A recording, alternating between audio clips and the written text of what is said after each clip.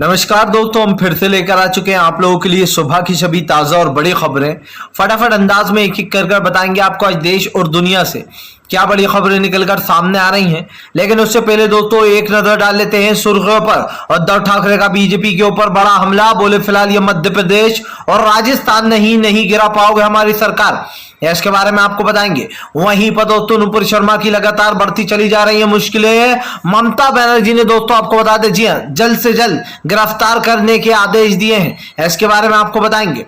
वहीं पर अगली बड़ी खबर में हम आपको बताएंगे दोस्तों, शरद पवार बोले महाराष्ट्र में ये तीसरी बार है जब सरकार गिराने की कोशिश हो रही है, इसके बारे में आपको बताएंगे। वहीं पर दोस्तों एकनाथ खड़से के ऊपर उठे कई सवाल, शिवसेना ने हटाया पद से, इसके बारे में भी आपको बताएंगे। हालांकि एकनाथ खड़से ने ट्वीट किया है, उसमें समर्थन देते हुए नजर आ रहा है। वहीं पर अगली बड़ी खबर में हम आपको बताएंगे दोस्तों, जी दरअसल आपको बता दें, आदित्य ठाकरे के ऊपर आचार्य प्रमोद ने बोला बड़ा हमला, बोले फिलहाल परिवारवाद की वजह से पड़ी है पार्टी में दरार, इसके बारे में भी आपको बताएंगे। वहीं पर दोस्तों अगली बिग ब्रेकिंग में हम आपको बताएंगे दोस्तों, जी दरअसल आपको बता दें, लगातार मुस्लिम देशों का बढ़ता विरोध और भारत के प्रति दोस्तों आपको बता दें नफरत जो है वो लगातार बढ़ती चली जा रही है नुपुर शर्मा के बयान के बाद, इसके बारे में भी बताएंगे।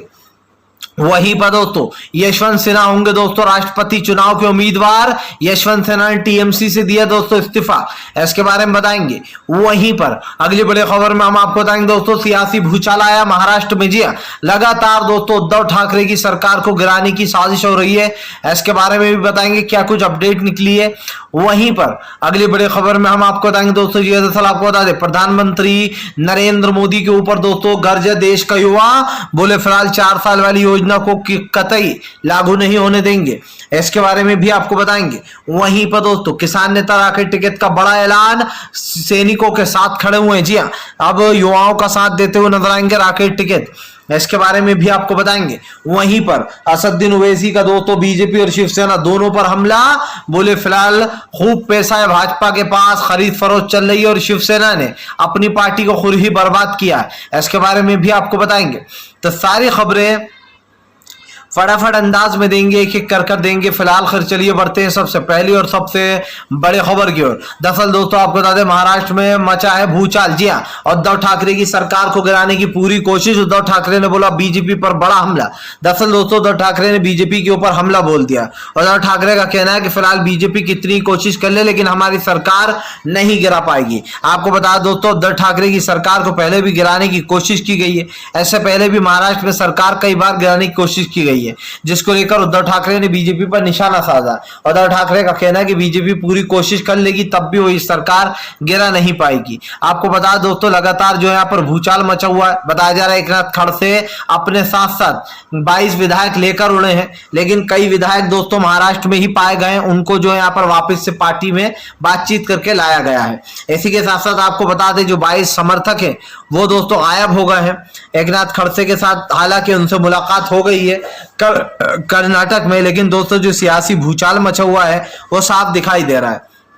इसी के साथ साथ आपको ये भी बता दें कि फिलहाल महाराष्ट्र की उद्धव सरकार फिलहाल टेंशन में है, लेकिन उद्धव ठाकरे का ये बयान कि फिलहाल हमें कोई फर्क नहीं पड़ने वाला, सरकार गिरा नहीं सकती भाजपा, इसका क्या मतलब है दोस्तों? क्या उद्धव ठाकरे के पास कोई जादुई आंकड़ा है या फिर उद्धव ठाकरे के पास दोस्तों पूरी की पूरी बहुमत है? जिस तरीके से उद्धव ठाकरे बोलते हुए नजर आ रहा है उससे तो यही दिखाई दे रहा है कि उद्धव ठाकरे जो है 100% कॉन्फिडेंस में है कि उनकी सरकार बची रहेगी। लेकिन दोस्तों ये सत्ता है, सत्ता में जैसे कि हमने बताया कि बीजेपी दोस्तों साम दाम दंड भेद सबका उपयोग करती है, पैसे का उपयोग करती है। खास कर दोस्तों अभी जो नगर परिषद में का बीजेपी की वहां पर जीत हुई है, ये चौंकाने वाला आंकड़ा था क्योंकि बीजेपी दोस्तों कभी वहां जीत नहीं पाती है। हालांकि बंगाल में भी दोस्तों नगर निकाय में ऐसी ही जो जीत हुई थी बीजेपी की परिषद में, और उसके बाद आपने देखा ही कि फिलहाल क्या हाल हुआ बंगाल में बीजेपी का। चलिए बढ़ते हैं एक और अगली ब्रेकिंग की तरफ। बता दोस्तों अगली जो बड़ी खबर निकल आ रही है, आपको बता दोस्तों राहुल गांधी से पूछताछ के दौरान रोए अलका लांबा ने साधा बीजेपी पर जमकर निशाना। दरअसल दोस्तों अलका लांबा ने बीजेपी के ऊपर हमला बोल दिया। अलका लांबा का कहना है कि देश के लोकतंत्र को खत्म किया जा रहा है, देश को बर्बादी की तरफ मोड़ा जा रहा है। आपको बता दें अलका लांबा ने कहा देश में हिंदू मुसलमान की परिभाषा राहुल गांधी से बार बार ईडी की पूछताछ, ये देश के लोकतंत्र पर हमला है, देश के नौजवान जवानों के साथ खिलवाड़ किया जा रहा है। दोस्तों आपको बता दें कल अलका लांबा रोने लगी। आपको बता दें पुलिस की बदसलूकी, दिल्ली पुलिस जिस तरीके से बदसलूकी करती हुई नजर आई है उससे ये साफ दिखाई दे सकता है दोस्तों कि फिलहाल सरकार के कहने पर किस तरीके से जो है यहाँ पर विपक्ष के साथ भद्दा व्यवहार किया जा रहा है। आपको बता दें अलका लांबा तब रो पड़ी जब उनके साथ भद्र व्यवहार किया गया। दोस्तों उनको बुरी तरीके से घसीटा जा रहा था और ये साफ दिखाई दे रहा था कि दिल्ली पुलिस ये सब कुछ मोदी सरकार के कहने पर कर रही है। अलका लांबा ने कहा कि देश के युवाओं का भविष्य खतरे में। आज गांधी के विचारों की दोस्तों धज्जियां उड़ाई जा रही हैं। हमारा देश जिन चीजों पर टिका हुआ है उन चीजों को हिलाने का काम हो रहा है। जाहिर सी बात है दोस्तों बीजेपी चाहती है कि पूरे राज्य में, पूरे देश में उसी का राज चले और यही कारण दोस्तों जो बीजेपी जगह जगह अपनी सरकार बनाती फिर रही है। लेकिन देश में दोस्तों ये जो षड्यंत्र रचा गया है, ये जो हिंदू मुसलमान की परिभाषा लिखी गई है, ये आखिरकार दोस्तों कब तक चलेगी? आप समझिए एक ना एक दिन इस राजनीति का अंत होगा ही। जाहिर सी बात है जितने भी लोग बीजेपी को चुन रहे हैं वो आज वोट दे देंगे, कल वोट दे देंगे, लेकिन एक दिन जब देश में भुखमरी आ जाएगी, जब गरीबी आ जाएगी, देश बदहाली से गुजरने लगेगा और बार दोस्तों उस वक्त ये लोग खुद जो बीजेपी के समर्थक है वो खुद बीजेपी को गालियां बकेंगे, बीजेपी को वोट नहीं देंगे। आप समझिए देश में दोस्तों जो हो रहा है वो सब देख रहा है। अलका लांबा का आंसू को खाली नहीं जाना चाहिए, लेकिन दोस्तों अलका लांबा एक शेरनी बनकर उभरी है, कांग्रेस की शेरनी। और ये कहा जा सकता है कि अलका लांबा जिस तरीके से दोस्तों कांग्रेस के लिए काम कर रही है बहुत ही काबिल तारीफ है। क्योंकि अलका लांबा का कल मैंने देखा दोस्तों ये वीडियो भी, जिस तरीके से उन्होंने हिम्मत दिखाई है, जिस तरीके से वो रोई, उन्होंने अपने आप को संभाला, ये बहुत बड़ी बात होती है दोस्तों कि पुलिस की सच्चाई खड़े होकर अलका लांबा वहां बता रही थी और पुलिस भद्रता कर रही थी, बुरा व्यवहार कर रही थी, लेकिन उसके बाद भी अलका लांबा डटी रही।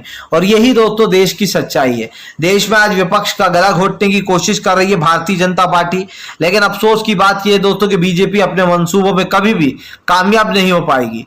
चलिए बढ़ते हैं एक और अगली बिग ब्रेकिंग की तरफ। बता दोस्तों अगली जो बड़ी खबर निकल आ रही है, नुपुर शर्मा की दोस्तों बढ़ती जा रही है मुश्किलें। दीदी ने दोस्तों जल्द से जल्द गिरफ्तारी के दिए आदेश। दरअसल दोस्तों आपको बता दें ममता बनर्जी जो है विधानसभा में बिल तो पहले ही पारित कर चुकी है नुपुर के खिलाफ, लेकिन दोस्तों आपको बता दें प्रस्ताव पारित होने के बाद अब ममता बनर्जी ने अपनी पुलिस को जो है यहाँ पर एक्शन के मूड में लाने का पूरा मन बना लिया। दीदी ने साफ साफ कहा कि जल्द से जल्द नुपुर शर्मा की गिरफ्तारी हो और नुपुर शर्मा को गिरफ्तार करके बंगाल लाया जाए। आपको बता दोस्तों नुपुर शर्मा को बचाने के लिए बीजेपी पूरी कोशिश कर रही है। आप देखिए महाराष्ट्र की उद्धव सरकार ने नुपुर शर्मा को गिरफ्तार कराने का पूरा मन बना लिया था और वहां पर उन्हें गिरफ्तार करने के लिए पुलिस को भेज भी दिया था। लेकिन दोस्तों अब उद्धव सरकार को गिराने की कोशिश की जा रही है ताकि महाराष्ट्र में भी दोस्तों यही सब कुछ हो जो और राज्यों में हो रहा है। किस तरीके से आतंक पसारा जा रहा है ये आप भी देख रहे हैं। लेकिन दोस्तों उससे पहले यह भी देखा जा सकता है कि उद्धव ठाकरे की सरकार तो ठीक है, लेकिन ममता बनर्जी ने कहीं ना कहीं अब शिकंजा कस लिया है। भले ही दोस्तों महाराष्ट्र पुलिस भी इस वक्त जो है पीछे लगी हुई है नुपुर के, लेकिन आपको बता दें नुपुर ने कहा था कि मेरी जान को खतरा है और बंगाल पुलिस जो ममता बनर्जी की पुलिस है उनसे मोहलत मांगी थी कि मैं 1 महीने बाद आऊंगी। अब आप समझिए दोस्तों उनकी जान को खतरा है, 1 महीने बाद आऊंगी। आखिरकार ये चल क्या रहा है? कानून के साथ खिलवाड़ किया जा रहा है और नुपुर शर्मा जैसे लोग दोस्तों फरार हो गए। नुपुर जिस तरीके से पैगंबर मोहम्मद साहब के बारे में एक बेकार या फिर यूं कहते कि वाहियात टिप्पणी की थी और उसके बाद तो होना ये चाहिए था कि बीजेपी को खुद अपने हाथों से नुपुर शर्मा को जेल में भिजवाना चाहिए था, लेकिन नुपुर शर्मा दोस्तों जेल नहीं गई। ऐसे ये साबित होता है दोस्तों कि आज देश का विकास तो रुका ही है, लेकिन देश में जिस तरीके की राजनीति हो रही है और उस राजनीति का भी दोस्तों कोई मकसद नहीं है। आप समझिए भारतीय जनता पार्टी कहती कुछ है दोस्तों और करती कुछ है, ये आपने भी देखा है और हमने भी देखा है। चलिए बढ़ते हैं एक और अगली बिग ब्रेकिंग की तरफ। बता दोस्तों अगली जो बड़ी खबर निकल कर आ रही है आपको बता दोस्तों यशवंत सिन्हा होंगे राष्ट्रपति चुनाव के उम्मीदवार। विपक्ष ने चुना जी दोस्तों यशवंत सिन्हा को। दरअसल दोस्तों सोनिया गांधी का कहना है कि फिलहाल यशवंत सिन्हा को देखभाल कर और समझ कर चुना गया है। सारे विपक्षी नेताओं की एकजुटता को देखते हुए जो यशवंत सिन्हा दोस्तों टीएमसी से अपना इस्तीफा दे दिया है। यशवंत सिन्हा ने कहा कि फिलहाल मैं उम्मीद करता हूं कि मेरा निभाया हुआ कार्यकाल सबको पसंद आया होगा। आपको बता दोस्तों विपक्ष नेता की तरफ से यशवंत सिन्हा को राष्ट्रपति बनाया जा रहा है। जाहिर सी बात है दोस्तों अगर यशवंत सिन्हा राष्ट्रपति बन जाते हैं तो बीजेपी खेमे में हलचल मच जाएगी, क्योंकि दोस्तों यशवंत सिन्हा कभी भी ऐसे बिल पास नहीं करेंगे जिन बिल पर यशवंत सिन्हा को कहीं ना कहीं संदेह हो। यह मैंने आपको पहले भी कहा है दोस्तों कि यशवंत सिन्हा अटल बिहारी वाजपेयी के काफी खास हुआ करते थे और उसके बाद उन्होंने बीजेपी से किनारा कर लिया जब से नरेंद्र मोदी आए हैं, क्योंकि उन्हें लगता है कि नरेंद्र मोदी की राजनीति नफरत से भरी हुई और दोस्तों आप समझिए देश की में फिट नहीं होती है। और यही कारण है जो यशवंत सिन्हा ने कहीं ना कहीं टीएमसी ज्वाइन की थी। लेकिन अब जब यशवंत सिन्हा को दोस्तों आपको बता दें विपक्षी दल का जो है राष्ट्रपति चुन लिया गया है, उम्मीदवार चुन लिया गया है, राष्ट्रपति का उम्मीदवार, तो उसके बाद यशवंत सिन्हा ने टीएमसी को अपना इस्तीफा सौंप दिया है। यशवंत सिन्हा ने टीएमसी की तारीफ करते हुए कहा कि मुझे खुलकर काम करने का मौका मिला, टीएमसी के साथ बहुत अच्छा लगा, मुझे उम्मीद है कि वो मेरी भावनाओं को समझेंगे, मैं पार्टी से इस्तीफा देता हूं। जिसके बाद दोस्तों यशवंत सिन्हा अब राष्ट्रपति उम्मीदवार पद के जो यहाँ पर उम्मीदवार बन गए हैं। जाहिर सी बात है दोस्तों यशवंत सिन्हा एक बहुत ही बेहतरीन इंसान है, एक बहुत ही अच्छी सोच और एक बहुत ही अच्छा जज्बा रखते हैं। यशवंत सिन्हा ने दोस्तों हमेशा बीजेपी की आलोचना की है, बुरी चीजों पर हमेशा आलोचना की है, लेकिन यशवंत सिन्हा दोस्तों एक ऐसे नेता भी माने जाते हैं जो अटल बिहारी वाजपेयी के समय के हैं। और दोस्तों यकीन मानिए अटल बिहारी वाजपेयी के समय के तो हैं ही, लेकिन उनकी राजनीति में एक ठहराव है। इसलिए ठहराव है क्योंकि दोस्तों आप देखिए नरेंद्र मोदी से कई ज्यादा समझदार हैं यशवंत सिन्हा। काश दोस्तों यशवंत सिन्हा जैसे इंसान हमारे देश के प्रधानमंत्री होते तो आज देश का यह हशर नहीं होता जो हो रहा है। बस बेरोजगारी में हमारा देश नंबर 1 हो गया है, आप समझिए दोस्तों हैप्पीनेस में हमारा देश जो है सैडनेस में नंबर 1 हो गया है। हमारा देश दोस्तों जगह जगह हिंसा में नंबर 1 हो गया है। जिस तरीके से हमारे देश में हिंसा चल रही है, हिंदू मुसलमान हो रहा है, मंदिर मस्जिद हो रहा है, दूसरे देशों पर इसका क्या प्रभाव पड़ रहा है ये बखूब आप देख रहे हैं। दोस्तों अगर मैं आपसे झूठ कहूं कि नहीं जो सब कुछ ठीक चल रहा है तो आप भी कहेंगे कि आंखों देखी मक्खी खाने वाला काम हो रहा है। लेकिन आज जो देश में हो रहा है वो आपके और हमारे सामने। देश में दोस्तों लगातार बढ़ती महंगाई, बढ़ती बेरोजगारी इस बात का सबूत है कि फिलहाल देश की बिगड़ती अर्थव्यवस्था पूरी तरीके से दोस्तों चरमरा चुकी है और नरेंद्र मोदी की सरकार जो है दोस्तों वो आज पूरी तरीके से फेल हो चुकी है, ये आपने बखूब देखा है। और मैं इस बात को इसलिए भी दोहरा रहा हूं दोस्तों क्योंकि मैंने आपको कई बार इस चीज के प्रमाण दिए हैं कि प्रधानमंत्री नरेंद्र मोदी की राजनीति जो है दोस्तों वो एक तरीके से गंदी होती जा रही है। फिलहाल चलिए बढ़ते हैं और अगली बिग ब्रेकिंग की तरफ। बता दोस्तों असदुद्दीन ओवैसी ने बीजेपी के ऊपर बोला बड़ा हमला, बोले फिलहाल देश के नौजवानों की भावनाओं के साथ खेला जा रहा है, सरकारों को पैसे से खरीद कर गिराया जा रहा है। आखिरकार ये हो क्या रहा है आपको बता दोस्तों। एक बार फिर से असदुद्दीन ओवैसी ने बीजेपी के ऊपर निशाना साध दिया। ओवैसी का कहना है कि महाराष्ट्र सरकार में दरअसल अब परिवारवाद चल रहा था। जी आपको बता दोस्तों माना जा रहा है कि उद्धव ठाकरे के जो बेटे हैं उनको बड़ा पद देने के कारण ही ये घमासान मचा है। जी हाँ, उनका कद आदित्य ठाकरे का लगातार शिवसेना में बढ़ता चला जा रहा था, जिसके बाद जो दुश्मनी है जो उनके ही विधायक है वो लगातार नाराज होते गए। इसी के साथ साथ दोस्तों एक चीज और निकल कर सामने आई। ओवैसी ने कहा कि दरअसल भाजपा के पास अभी पूरी ताकत है और उसके बाद दोस्तों आप समझिए पुलिस बल है, देश की जितनी भी ताकत है वो नरेंद्र मोदी के हाथ में है। खास कर दोस्तों इस देश का सबसे बड़ा ताकतवर इंसान को बनाता है पैसा। और इस वक्त दोस्तों इस सरकार के पास पैसे की भरमार है, सरकारी खजाने में दोस्तों पैसा भरा पड़ा है और उस खजाने से पैसा निकाल कर जो यहाँ पर सरकार उड़ाने का काम कर रही है। जाहिर सी बात है इस वक्त सरकार के पास पैसा है तो दोस्तों सरकारों की खरीद फरोश की जा रही है, विधायकों को खरीदा जा रहा है। लेकिन दोस्तों इस बात को भी झुटलाया नहीं जा सकता कि फिलहाल उद्धव ठाकरे एक बहुत ही बेहतरीन नेता रहे हैं, उन्होंने महाराष्ट्र को अच्छे से संभाला है। फिलहाल अभी जब खास करके गठबंधन में सरकार है तो बहुत ही अच्छे से संभाला है। इसलिए भी ये मैं कह रहा हूं दोस्तों क्योंकि जिस तरीके से कालीचरण की गिरफ्तारी हुई, नुपुर शर्मा की गिरफ्तारी के लिए भेजा उद्धव ठाकरे ने, अच्छा काम कर रहे थे वो महाराष्ट्र में। लेकिन इस वक्त बीजेपी को दोस्तों यह हजम नहीं हो रहा। देवेंद्र फडणवीस को किसी भी तरीके से बीजेपी दोस्तों महाराष्ट्र का सीएम बनाने की कोशिश कर रही है। फिलहाल चलिए बढ़ते हैं और अगली ब्रेकिंग की तरफ। बता दोस्तों अगली जो बड़ी खबर निकल कर आ रही है दरअसल दोस्तों भारतीय जनता पार्टी को लगेगा बड़ा झटका। राष्ट्रपति चुनाव में दोस्तों यशवंत सिन्हा मार ले जाएंगे बाजी। दरअसल दोस्तों हालिया आंकड़ा तो यही कहता है कि फिलहाल भाजपा को बड़ा झटका लगने जा रहा है। और ये मैं इसलिए कह रहा हूं दोस्तों कि विपक्ष के जो राज्यसभा के जो विपक्ष के नेता हैं वो कहीं ना कहीं दोस्तों आपको बता दें बीजेपी पर भारी पड़ते हुए नजर आ रहा है। क्योंकि इस वक्त जो आंकड़ा है दोस्तों वो 49% और 42% या 52% का है। यानी कि दोस्तों 49%.2 पॉइंट ये किसका आंकड़ा है दोस्तों, बीजेपी का आंकड़ा है। और अगर बात की जाए दोस्तों विपक्ष के नेताओं के आंकड़े की तो 5 52 यानी कि दोस्तों 52.2 पॉइंट लगभग जो यहाँ पर कांग्रेस के पास है, सॉरी कांग्रेस बोल रहा हूं कि विपक्ष के पास है। ऐसे में दोस्तों ये कहा जा सकता है कि अगर विपक्ष चाहे तो बड़े ही आराम से अपना राष्ट्रपति दोस्तों घोषित कर सकता है, बना सकता है। लेकिन दोस्तों सिर्फ वहां पर वोटिंग का ही डर है कि अगर दोस्तों किसी भी नेता ने दल बदलू कर लिया तो फिलहाल जो विपक्ष का राष्ट्रपति है वो बनते बनते रह जाएगा। चलिए बढ़ते हैं एक और अगली ब्रेकिंग की तरफ। बता दोस्तों अगली जो बड़ी खबर निकल कर आ रही है आपको बता दोस्तों, नुपुर शर्मा की गिरफ्तारी को लेकर विपक्ष ने उठाए कई सवाल। जी हां, दरअसल दोस्तों आपका बता नुपुर शर्मा की गिरफ्तारी को लेकर एक बार फिर से भारतीय जनता पार्टी पर हमलावर हो गए। दोस्तों आपको बता दें खारी देश, आपको बता दें दोस्तों खारी देशों का साफ साफ कहना है कि नुपुर शर्मा के ऊपर अब तक जो कार्रवाई होना चाहिए थी कानूनी वो नहीं हुई है। दरअसल आपको बता दें खारी देशों का लगातार गुस्सा फूटता चला जा रहा है।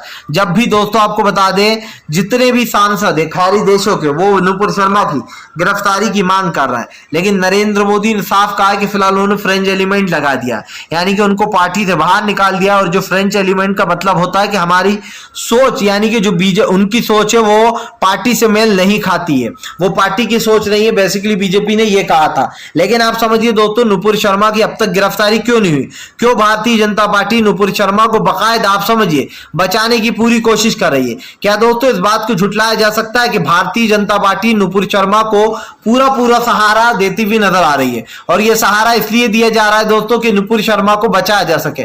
मैंने पहले भी कहा दोस्तों और फिर कहूंगा कि कान इधर से पकड़िए या इधर से पकड़िए, बात एक ही है। नुपुर शर्मा को भले ही बीजेपी ने पार्टी से निकाल दिया हो दोस्तों, लेकिन नुपुर शर्मा को बचाने का काम बीजेपी ही कर रही है, और इसलिए कर रही है क्योंकि दोस्तों नुपुर शर्मा ने वफादारी निभाई अपनी पार्टी के साथ। जी है भाई, तो नमक का अदा हालात तो अदा, नमक तो अदा करना ही होगा दोस्तों वफादारी का, और यही कारण जो बीजेपी दोस्तों एक अपराधी को बचाने में लगी हुई है। चलिए बढ़ते हैं एक और अगली ब्रेकिंग की तरफ। बता दोस्तों अगली जो बड़ी खबर निकल कर आ रही है, अखिलेश यादव का बीजेपी के ऊपर बड़ा हमला।